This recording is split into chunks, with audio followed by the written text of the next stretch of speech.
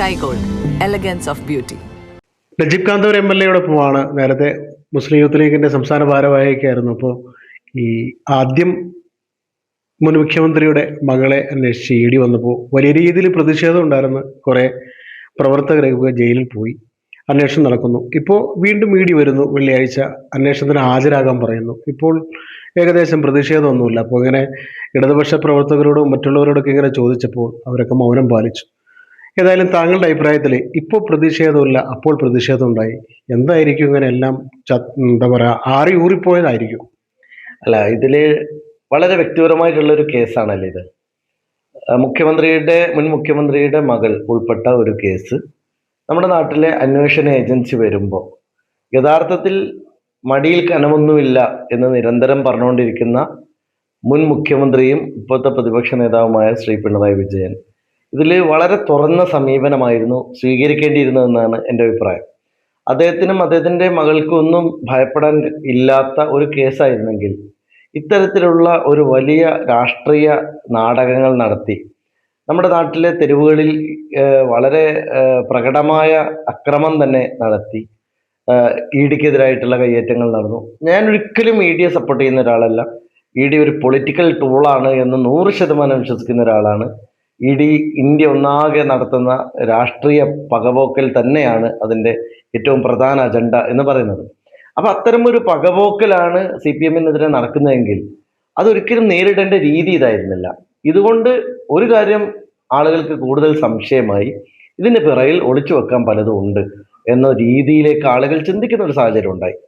ഇതിൽ യഥാർത്ഥത്തിൽ CPM-നെ പറ്റിയ അബദ്ധം ഇത്തരമൊരു കലാപകലുഷിതമായ രീതിയിലേക്ക് അതിനെ നേരിട്ടു എന്നുള്ളതാണ്. അപ്പൊ എന്തൊക്കെ തന്നെയായാലും ഒരു അന്വേഷണ ഏജൻസിയെ അടിച്ചോടിക്കുക എന്ന് പറയുന്നത് സാധിക്കുന്ന ഒരു കാര്യമല്ല.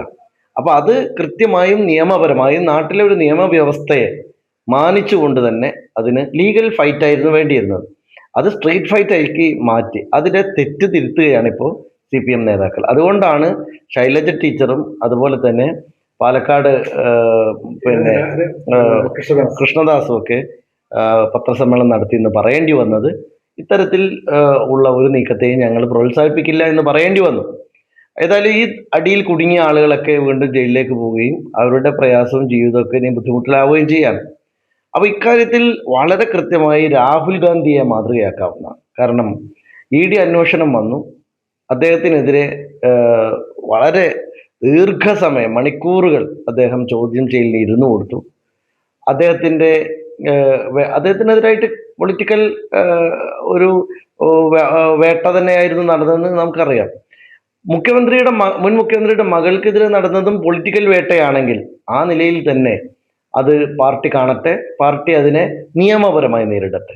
ഇത്തരം ഒരു സ്ട്രീറ്റ് ഫൈറ്റ് എന്ന് പറയുന്നത് വളരെ തെറ്റായ ഒരു മെസ്സേജാണ് കൊടുക്കുന്നത്. മാത്രമല്ല ഇപ്പൊ തന്നെ വീണ് കിടക്കുന്ന CPM കുറച്ചുകൂടി തളർന്നു പോകാൻ മാത്രമേ ഇത് ഉപകരിക്കുകയുള്ളൂ.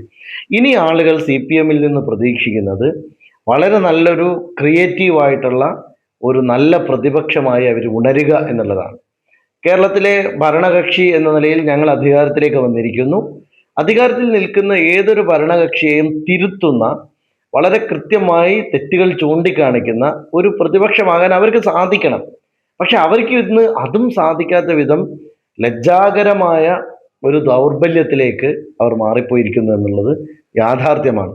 ഇപ്പോ സഭയിൽ ഇനി അവർ തെളിയിക്കേണ്ടത് BJP പ്രതിപക്ഷത്തിരിക്കുന്നു, BJP പ്രതിപക്ഷത്ത് കാണിക്കുന്ന കോപ്രായങ്ങളെ മറികടക്കുന്ന തരത്തിലേക്ക് അവര് ഒരു നല്ല പ്രതിപക്ഷമായി ഉയരാനാണ് ശ്രമിക്കേണ്ടത്.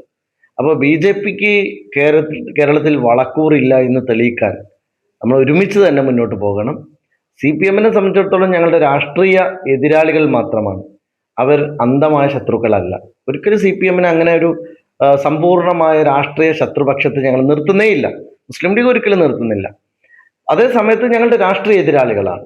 രാഷ്ട്രീയ എതിരാളികളും രാഷ്ട്രീയ ശത്രുക്കളും വ്യത്യാസമുണ്ട്. ഐഡിയോളജിക്കലി ഇന്ത്യ ഭയപ്പെടുന്ന രാഷ്ട്രീയ ശത്രു എന്ന് പറയുന്നത് BJP-ആണ്.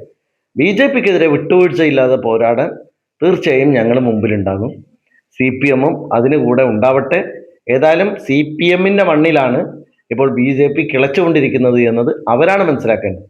ഇത്രയും കാലം അവർ പറഞ്ഞുകൊണ്ടിരുന്ന ഒരു കാര്യം, കോൺഗ്രസിൽ നിന്ന് BJP-യിലേക്ക് എന്നായിരുന്നു. ആ നരേറ്റീവ് പൂർണ്ണമായും തകർന്നിരിക്കുകയാണ്. എവിടെയാണോ CPM അത്തരം നരേറ്റീവ് കൊണ്ടുവന്നത്, അത് അവർക്ക് തന്നെ തിരുത്തേണ്ട സാഹചര്യത്തിലേക്ക് ഇപ്പോൾ വന്നു. BJP-യിലേക്കുള്ള ഒഴുക്ക് മുഴുവനും CPM-ൽ നിന്നായി മാറിയിരിക്കുകയാണ്.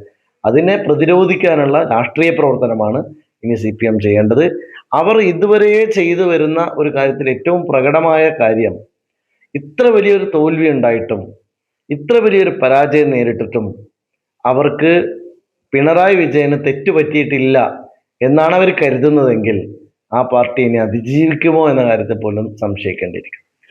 ഏതായാലും CPM-നെ ശത്രുവായിട്ട് കാണുന്നില്ല. മാത്രമല്ല, ഇപ്പൊ നേരത്തെ പറഞ്ഞ പോലെ ED അന്വേഷണം, ED കേന്ദ്ര ഏജൻസിയാണ് അന്വേഷിക്കണം. പക്ഷേ ഈ ആദ്യത്തെ ആ പ്രതിഷേധം അത് അതിന് വിട്ടുപോയി. അപ്പോൾ അങ്ങനെയുള്ള കാര്യങ്ങൾ പാടില്ല. മാത്രമല്ല, ക്രിയാത്മകമായ പ്രതിപക്ഷമാവുക, BJP-യുടെ വളർച്ചയ്ക്ക് CPM ഒരു പോഷകാഹാരം കൊടുക്കുന്ന അവസ്ഥയിലേക്ക് എത്തരുന്നതായിരിക്കാം അദ്ദേഹത്തിന്റെ ഭാഷകളിൽ നിന്ന് വ്യക്തമാവുന്നത്.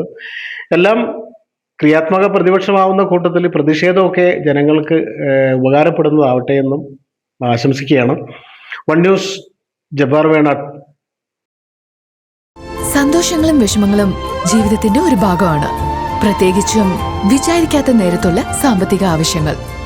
ഇനി നിങ്ങളുടെ എല്ലാ സാമ്പത്തിക ആവശ്യങ്ങൾക്കും ഒരു വഴിയുണ്ട്, UGS ഗോൾഡ് ലോൺ. നിങ്ങളുടെ ഏത് സാമ്പത്തിക ആവശ്യങ്ങൾക്കും ഒരു വഴിയുണ്ട്, UGS ഗോൾഡ് ലോൺ.